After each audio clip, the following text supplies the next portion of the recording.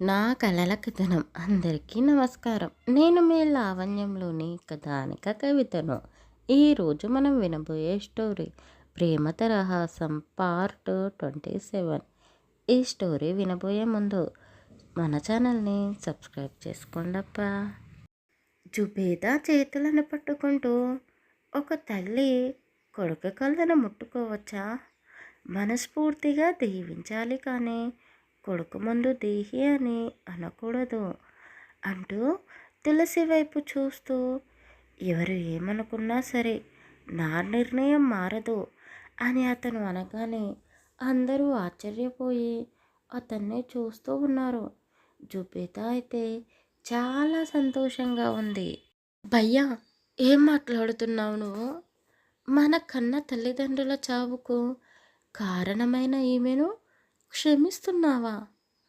ఇన్ని రోజులు ఈ పాము నీడిలో పెరిగి మన బంధాలన్నిటినీ దూరం చేసుకున్నాము. మన అమ్మకి ఒక కుటుంబం ఉంటుందని, వాళ్ళు మనకు కావలసిన వాళ్ళని తెలియకుండా చేసింది. ఇంకా దీన్ని ఎలా నమ్ముతున్నావో అని నాజిమా ఏడుస్తూ షాన్ని నిలదీస్తూ అడిగింది. అతను చెల్లెలి వైపు ఒక్క చూపు చూస్తూనే, నాజిమా, ఆవేశపడకు, నేను ఉన్నాను కదా, అంతా మన మంచికే చేస్తాను, కొద్దిసేపు ఓపిక పట్టు అంటూ అతను తులసి వద్దకు వెళ్ళి ఆమె ముందు నుంచొని, తులసి, నువ్వు చెప్పు, నీ మనసులోని మాట చెప్పు, ఏమనుకుంటున్నావో అని ఆమెను అడగగానే తులసి కన్నీళ్లు కారుస్తూ, బావా, నువ్వు ఏ నిర్ణయం తీసుకున్నా నేను అడ్డు చెప్పను, కానీ నీకు ఏమీ కాకూడదు, నువ్వు ఎప్పుడూ సంతోషంగా ఉండాలి.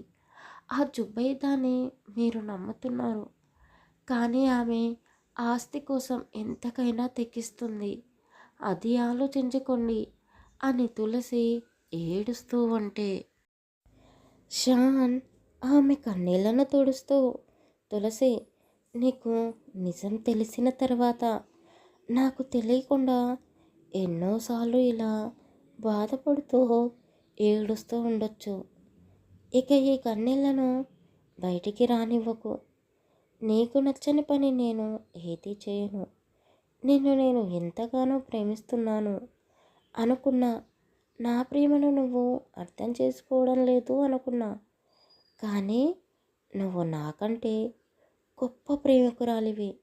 నీ ప్రేమనంతా నాపై చూపిస్తూ నన్ను కాపాడుతూ వస్తున్నావు. ఎప్పుడూ నా కళ్ళ ముందే ఉండాలని నీకు ఇష్టం లేకున్నా నిన్ను పెళ్లి చేసుకొని ఇక్కడికి తీసుకువచ్చాను. అలాంటి నిన్ను చంపాలని చూసింది తను. అవన్నీ మర్చిపోయి నువ్వు నా ఇష్టానికి వదిలేశావు. మీ అందరికీ తెలుసు కదా, ఎవరైనా తప్పు చేస్తే నేను వదిలిపెట్టను అని. అలాంటిది నన్నే మోసం చేసింది అంటే ఎలా ఆమెను క్షమిస్తాను అనుకుంటున్నారు అని అతను అనగానే జుబేదా షాన్ వైపు చూస్తూ, ఏం మాట్లాడుతున్నావు బాబు? ఇందాక నువ్వు చెప్పావు కదా ఇక్కడే ఉండొచ్చు అని, మళ్ళీ ఇలా అంటున్నావేంటి అని ఆమె అనగానే షాన్ కన్నీళ్ళు పెడుతూ, నువ్వు నన్ను కనకపోయినా పర్వాలేదు, తల్లి స్థానంలోనే ఉండి ఈ ఆస్తి మొత్తం నాకు కావాలని ఒక్క మాట చెప్పి ఉంటే ఎప్పుడో నీ కాళ్ళ దగ్గర పెట్టేవాడిని. నువ్వు ఎన్ని రోజులు మోసం చేస్తూ వచ్చావు. మా అమ్మ నాన్నల చావుకి కారణమయ్యావు. వాళ్ళు చనిపోయినప్పుడే మమ్మల్ని చంపేసి ఉంటే ఇప్పుడు ఎంత బాధ ఉండేది కాదు కదా అని అతను ఏడుస్తూ ఉంటే తులసి షాన్ని హత్తుకొని అతన్ని ఓదారుస్తూ ఉంది. వీళ్ళు నన్ను విడిచిపెట్టేలా లేరు, బయటకు వెళ్ళి బ్రతకాలేను, ఇప్పుడు ఏం చేయాలి అని జుబేదా ఆలోచిస్తూనే ఆమె పక్కనే ఉన్న నాజిమా వైపు చూస్తూ టేబుల్పై ఉన్న యాపిల్స్ కట్ చేసే కత్తిని తీసుకొని నాజిమా గొంతుపై పెట్టింది. అది చూసి అందరూ అరుస్తూ ఉన్నారు.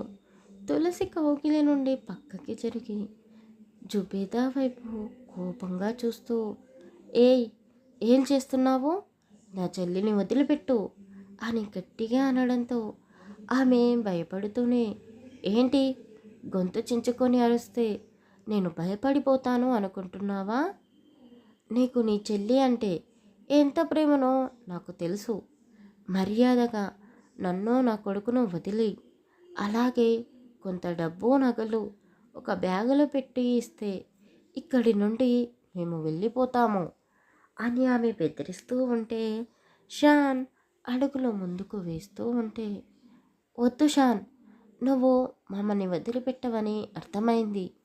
నా దగ్గరికి రావాలని ప్రయత్నిస్తే నేను మీ చెల్లిని చంపేస్తాను అని ఆమె బెదిరిస్తూ ఉండగానే వాళ్ళ వెనకాల నుండి నాజిమా భర్త వచ్చి ఆమె చేతిలో నుండి కత్తిని లాక్కుంటూ, ఏంటి, నా భార్యనే చంపాలని చూస్తావా?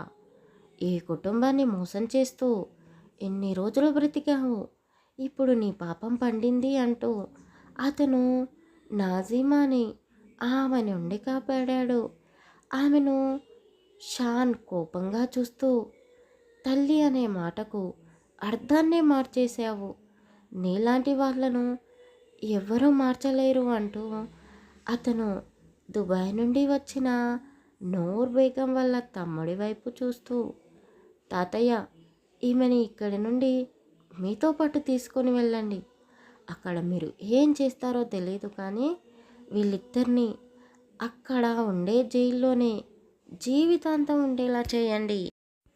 ఇక్కడే శిక్ష పడేలా చేయొచ్చు, కానీ మా నాన్న స్థాపించిన ఈ సామ్రాజ్యానికి మచ్చ పెడుతుంది.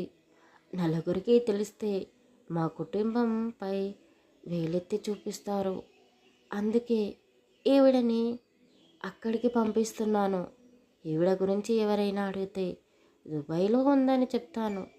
కొద్ది రోజుల తర్వాత చనిపోయింది అని చెప్పి నమ్మిస్తాను అని అతను తన నిర్ణయం చెప్పగానే అందరూ సంతోషిస్తూ ఉన్నారు. జుబేదాని ఆమె కొడుకుని ఎటూ పారిపోనివ్వకుండా పట్టుకొని షాన్కి ఉన్న హెలికాప్టర్లో వాళ్ళ తాతయ్యతో పాటు వాళ్ళిద్దరిని కూడా దుబాయ్కి పంపించేశాడు. వాళ్ళు వెళ్ళగానే నాజిమా షాన్ని పట్టుకొని ఏడుస్తూ, అన్నయ్య, నువ్వు ఆమెను క్షమిస్తున్నావేమో అనుకున్నాను. నిన్ను నేను తప్పుగా అర్థం చేసుకున్నాను అని ఏడుస్తూ ఉంటే అతను చెల్లెల కన్నీళ్లను తుడుస్తూ, నువ్వు ఎక్కువగా ఏడవద్దమ్మా, నీ కడుపులో ఉన్న బిడ్డ కూడా ఏడుస్తుంది. చూడు, నీకు పుట్టబోయేది మన అమ్మనో నాన్ననో అయితే వాళ్ళను బాధ పెట్టడం మంచిది కాదు కదా అని అంటూనే చెల్లిని తీసుకొని నానమ్మ వద్దకు వెళ్ళి, దాది, మా అమ్మ ఫోటోని చూపిస్తావా? ఒక్కసారి చూడాలని ఉంది అని అతను దీనంగా అడగడంతో ఆమె బాధపడుతూనే, తప్పంతా నాదే. ఆ జుబేదాని నమ్మి మీ నాన్నకి మళ్ళీ పెళ్లి చేశాను, నన్ను క్షమించరా అని ఆమె కూడా కంటతడి పెట్టింది. వాళ్ళందరినీ చూస్తూ తులసి బాధపడుతూనే షాన్ వల్ల అమ్మ ఫోటో తెచ్చి హాల్లో పెట్టింది. ఆ ఫోటోని చూస్తూ కళ్ళలో సంతోషాన్ని నింపుకొని, భయ్యా, చూశావా మన అమ్మ ఎంత అందంగా ఉందో, అచ్చం తులసి బాబీ లాగానే ఉంది. బాబీ, నిన్ను చూస్తుంటే మా అమ్మని చూసినట్టే ఉంది అంటూ నాజీమా తులసిని హత్తుకొని ఆమె బాధనంతా కన్నీల రూపంలో బయటికి రానిచ్చింది. షాన్ తల్లి రూపాన్ని కళ్ళలో నింపుకొని తులసి వైపు చూస్తూ, నిన్ను కూడా నేను చాలా బాధ పెట్టినట్టు ఉన్నాను. ఆఫీస్లో ఏం జరిగిందో నాకు సరిగ్గా గుర్తు రావడం లేదు, నన్ను క్షమించు తులసి అని మనసులోనే అనుకుంటూ ఉండగానే కీర్తి తులసి వద్దకు వచ్చి ఆమె చెవిలో ఏదో చెప్పగానే తులసి వరుణ్ వైపు చూస్తూ, అన్నయ్య, మా ఇద్దరికి ఫైనల్ ఎగ్జామ్స్ ఉన్నాయి, మమ్మల్ని కాస్త కాలేజీకి తీసుకువెళ్ళవా అని ఆమె అడగగానే షాన్ ఆశ్చర్యపోయి, అంటే తులసికి నాతో రావడం ఇష్టం లేదా?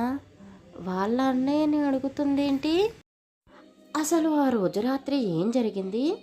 తులసి నాపై కోపంగా ఉన్నట్టుంది అని అనుకుంటూనే తులసినే చూస్తూ ఉన్నాడు.